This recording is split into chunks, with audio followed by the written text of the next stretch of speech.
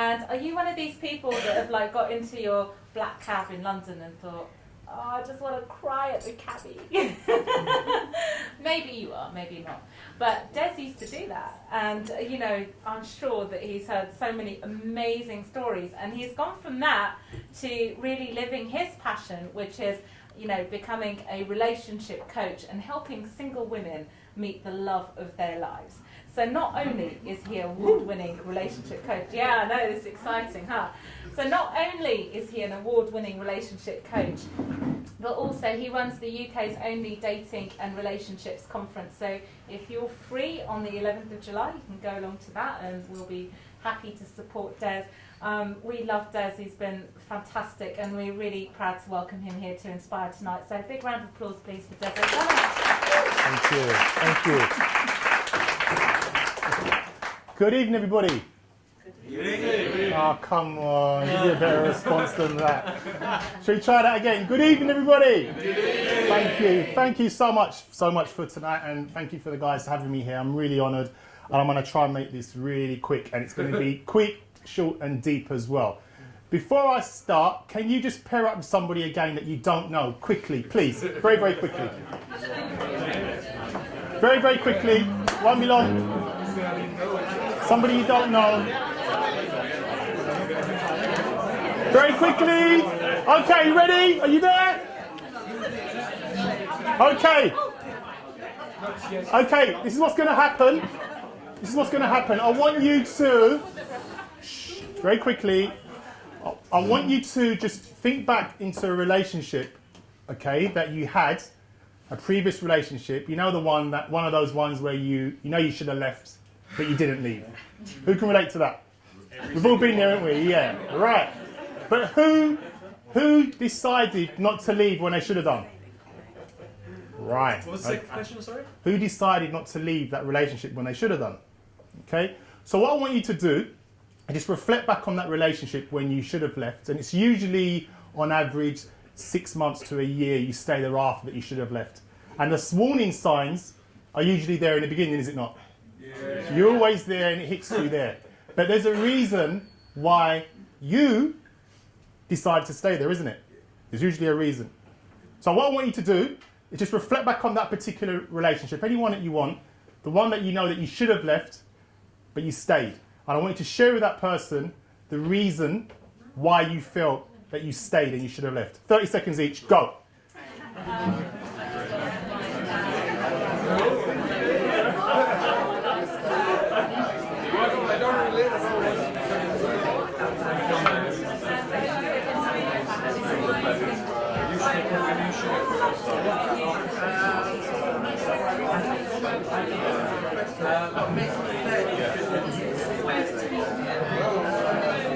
In a certain way, yeah. Someone that's good as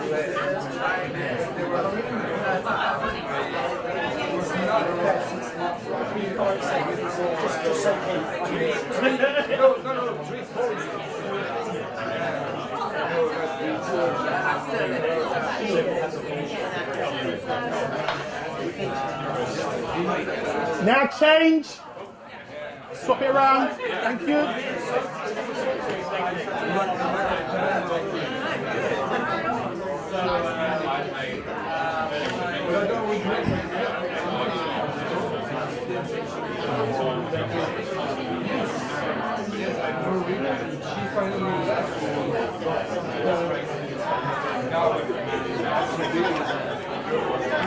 I'm very good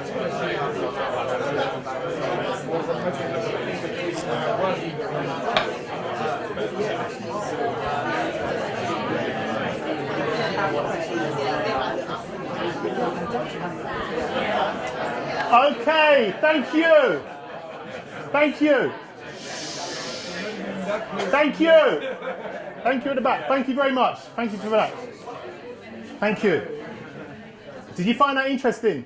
Yeah. All right, very good. Now, the reason why I decided to share the exercise with you, it will make a lot more sense of my story now. In 2005, I got decided to get married at 2005. I met my wife at 2003. 2003, my mum unfortunately passed away. Who's had a death in the family? So you can relate to that. And that time I loved my mum dearly, and my mindset was all over the place. The girl that I was dating 6 months before my mum's death, she was just somebody that I was just seeing. She wasn't the type that I would usually go for. And then my mum passed away, and she was the last emotional person that I was emotionally attached with. So what did I do? I fell straight back into her arms. 18 months after that, we got married, bought a big house, and moved to Ashford in Kent, had a baby in 18 months. How many of you can relate to, you reflect on some of your relationships, how things happen so quick and you just don't know how it happened so quick? Yes. The reason why I wanted you to share that exercise is to relate to the choice that I made at that time. It was the wrong choice, and I knew, now I knew, but at the time, I couldn't see that. Does that make sense? Can you relate to that? Everybody on the same page? I fell into this relationship industry. It wasn't my plan. I was a qualified driving instructor. I had a successful driving school in South London called Des O'Connors. I know I don't sing, for the record. I've had that all my life, thanks Mum. And what happened was I was going through such a painful experience in the marriage. It wasn't working out. And unfortunately, my wife and her family had an agenda. And that agenda was to try to get me to react in a negative, aggressive way to her. Therefore, they can call the police, get me arrested. I then get sent to prison. And then she gets my business, my properties, and my home, because I had a lot of things going on. So you get the picture so far of what I was going through. I was oblivious to this, because when I met her, she had a very young baby. I tried to do the right thing. I used to do a lot of playing around, going out with the boys. I used to have a lot of girls dating at the same time. And I felt at that time, when I was 35, it was the right time to settle down now. And as men, once we make that decision that we want to settle down and get married, most of us want to do that at that time. So I did that. I did the right thing. But as the times went on, the relationship got a bit more difficult. I was finding that she was becoming a lot more aggressive and antagonising. I didn't realise that she just needed me to react a certain way, and then she would have got everything. I could have went to prison. I could have come out of prison for assault. No one would have believed me if I was convicted. There was I think is it Danny Simpson, was a footballer that got convicted. I think he went to his girlfriend called the police, and the police caught him putting his hand around his neck, and apparently he's going to go to prison for that. And I got touched by the article because that's exactly what needed to happen for my ex-wife and her family. So as time went on, we got divorced, very messy. I mean, I'm still, up until today, battling to have a regular contact with my daughter. But I'm still probing along. And I started to study life coaching. And all this happened around about the time when The Secret came out. Everybody familiar with The Secret? Yep. And I was liking how The Secret was making me feel. How you believe in what you think and you can attract that. Some people don't like that, but at that moment in time of my life, I needed something to make me feel good within myself. I considered suicide, went to the garage, and I nearly was going to commit suicide because I lost my home, I lost my daughter. My family warned me about going there with her. So usually women can see that, guys, as you know, I couldn't see it. And I was warned and I didn't listen. And then I started getting into life coaching, and I started to work with single women, and I was working for a singles company called X Factor Dates, and they wanted me to run workshops for the single women. And then I found out all these women that are coming to me and saying, oh, I can't find the right guy, beautiful, intelligent, had everything going for them. They couldn't find the right man for whatever reason. And by that time I knew about coaching, and I knew that these women had the answers as to why they're single. It had nothing to do with what was going on outside. Nothing to do with all the men, it was to do with them inside. But they were oblivious to the coaching, just like I was when I was in my marriage, when I didn't know about coaching. So what happened then, I decided to have a workshop with the company for the single women. 80 women were there, and it went very well. So I thought, wow, this is interesting stuff. Then I started to have workshops and seminars, and I started working with women on a single basis. And I was enabling to be able to get them to change the way they were thinking, changing the way how they were looking at themselves first of all, and then getting them to realise it had nothing to do with what's going on outside. Does everybody understand that so far? Yeah, it's always on what's going on the outside.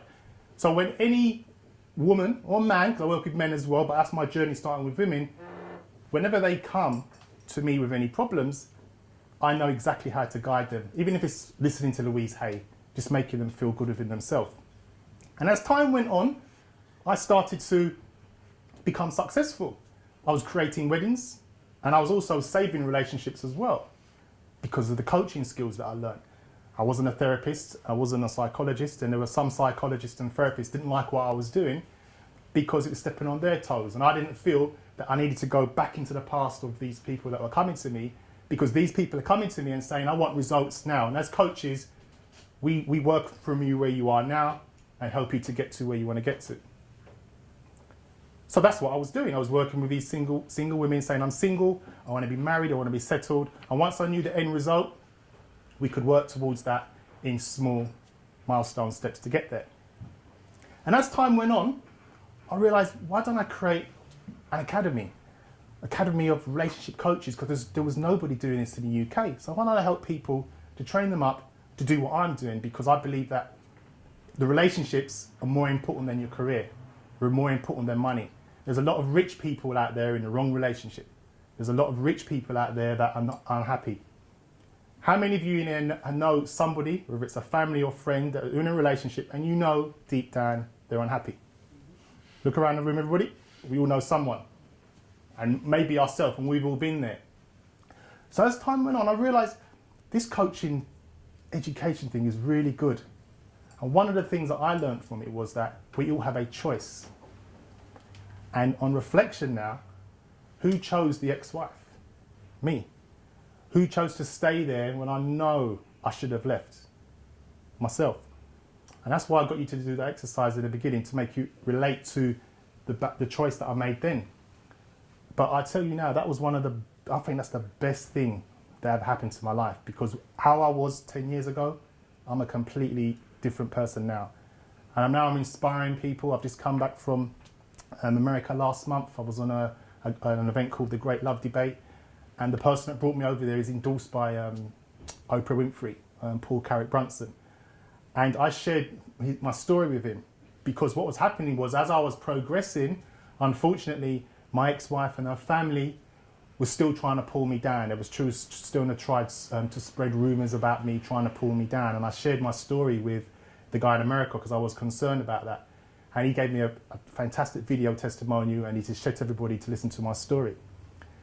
And then I realised that how many people, when I was attending lots of seminars and workshops all over the UK, and I was going to business events, seminars, conferences, even the Yes Group. I spoke at the Yes Group for London last month, but there was nobody dealing with the dating and relationships. And it was quite interesting that we all agree, most people agree, that the relationship is the most important part of our life. Then why is there not any dating and relationship conferences where people can go there and be inspired, educated about relationships and dating? So the more and more I was doing his research, there was nobody doing it. So I decided to launch dating and relationship conferences last March, and 80 people turned up. And what was ironic about that was there was a lot of men there at that event, and usually a lot of men get a lot of slack for not going to these kind of relationship events, because we have our ego, and I suppose as there's more women to men, and some men feel that they can go to a bar or a club or pick up whoever they want. But these events were for people that want to educate themselves, find out why they keep finding and attracting the wrong partner. And there was couples there as well that were able to connect more and take the relationship to the next level. So I got some of the top speakers in the UK to come along and provide value to the people that want to learn about themselves first of all, as opposed to the outside world. And then one thing I realized when I went to America, I asked all the speakers that were with me at these two events that I was speaking at, is there any dating and relationship conferences in the US? And there's nobody doing it. And then I thought, what about Australia? Nobody's doing it. Singapore, nobody's doing it. And since I've come back from America, over the last 2 months, I've connected with over 200 coaches in the matchmaking, life coaching, relationship coaching, therapists, everything to do with relationship industry. and they've all are interested in being part of the dating and relationship conferences, and they want them in their country. And then I just realised this message needs to go out there to everybody that wants to know about relationships. And when I change somebody's life, when I help a single woman that's single, is a professional, and her biological clock might be ticking, and she wants that right man in her life, and I help her achieve that. I've been to loads of weddings. I mean, the last wedding I was at 6 months ago, I was the only person allowed to make a speech at that wedding. And the woman that came to me, she was a school teacher, mid-30s, and she's under pressure because she was the only one in her family that didn't have any children, and she was under pressure. And she just changed 2 or 3 things of how she looked at herself, let go of the past of her previous relationships, wipe the slate clean, and moving forward. And every day I was giving her tasks to do, to keep working on herself, because she had all the answers. When she understood, she had all the answers as to why she was finding attracting the wrong partner. She found her husband. He proposed to her after 6 months, and she's happily married now, and I think she might be even pregnant now. But I don't just work with the women. That's how I started out. And I find working with women a lot more easier than the men, because they listen a lot more. And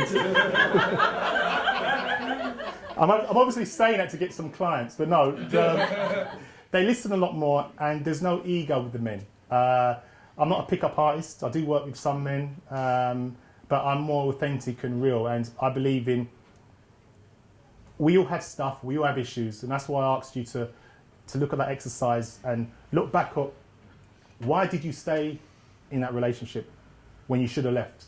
You have all the answers to that. And when I used to run workshops and seminars, so many women were inspired. There were some questions where that was never asked. For example, I'll ask you another question. If I was to interview your ex-partner, everybody in the room, what would they say they disliked about you? Turn to the person next to you and tell me what they would say. 30 seconds, go! Yeah, okay, cool.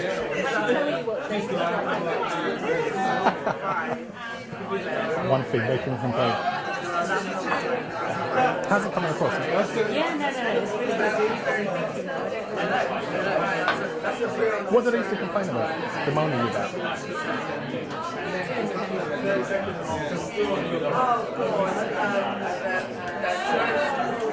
The other one I think he just found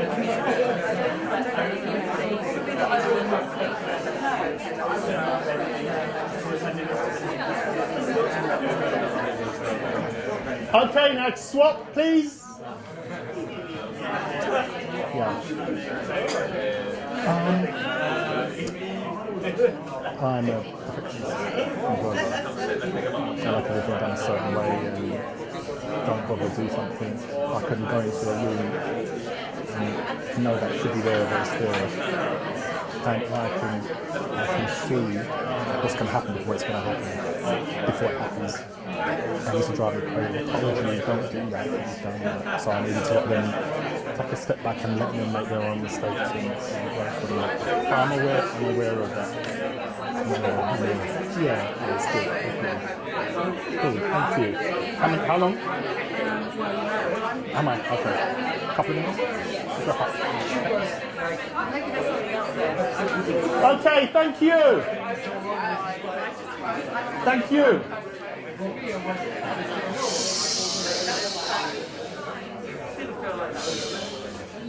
Thank you. Now, was that interesting? Yeah. Yes. I always ask that question because I only got about a minute to go, but I've given you 2 exercises to reflect on that, and some of you may realise actually I didn't actually know that, or I wasn't aware of that. But why you chose who you chose, why you stayed in a relationship when you should have left, and what your ex-partner would say. The reason why we usually stay in a relationship that we should have left, what we do is we minimise the importance of that problem. So if it's a big problem like that, what we do is, if we look at it as that all the time, most probably would have left. But it's easier to minimise it and say, hey, it's not that much of a problem, and then you stay in it and you stay in it. And it's only when you reflect back, you look back and you think, I should have left. But learn from that, because when that sign's going to come back for those of you who are single in the future, use it as a positive sign to say that. And as the gentleman said earlier on, it was fear. scared of, you know, I didn't go because I was married. I know I should have left. I had a baby daughter. I had a 1-year-old daughter. I didn't want to leave. Didn't want to be a failure. You know, I'm married, big wedding, all the money, what people are going to think. And that's me being honest with myself. And I knew deep down that I should have left. But if I left, I was thinking, if I left, will I tell my daughter when I'm growing up older now? And it's the best thing that I ever did now. I won an award, Relationship Coach of the Year. And I'm touring America, I'm inspiring people, I'm creating an opportunity for people to come and to understand about themselves. And the last thing I would say is focus on what you want and be true to yourself. I always say that to my clients, look in that mirror and listen to that inner voice that's telling you what's right and also what's wrong. Thank you very much. Thank you. So how can everybody connect with you? You can connect with me at desoconnor.com. Yes, that's the website. And You were lucky to get it, you know. I know, I was lucky to get that. Yeah. I've got some flyers in for my next event. It's on Saturday, July the 11th. There's going to be 7 speakers: Marina Pearson, Graham Price, Jill Roberts, Laura Gubb, Elliot Kay and Nikki V. We're having it on Saturday, And July. do you know what's really cool about these speakers? So Nikki V, Elliot Kay and Marina Pearson have all taken our stage They're all on our YouTube channel. They're Wow. on our YouTube channel. So they're all super, super, super awesome. Brilliant. So Thank you. Come along. Way to steal his thunder. Oh, I'm sorry. And just in case you're wondering what my ex-partner said about me, that's just it. What do you think she said? Any idea? That's right. Missing, was not too independent, was it? A little bit. Little bit, never Yeah, mind. why don't you spend more time with me? Yeah, busy. Oh well, never mind.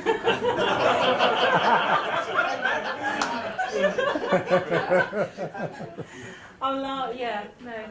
Well, you know, if they interest me enough, I would, but I'm not going to get all personal on stage. No, about of course that. not. Nah. I don't want to hear that. No. Anyway, go to Des's thing on July 11th. It'll be an awesome day. Yeah. Thank you, Des. Thank you. Thank Thank you very much. Thank you. Thank you.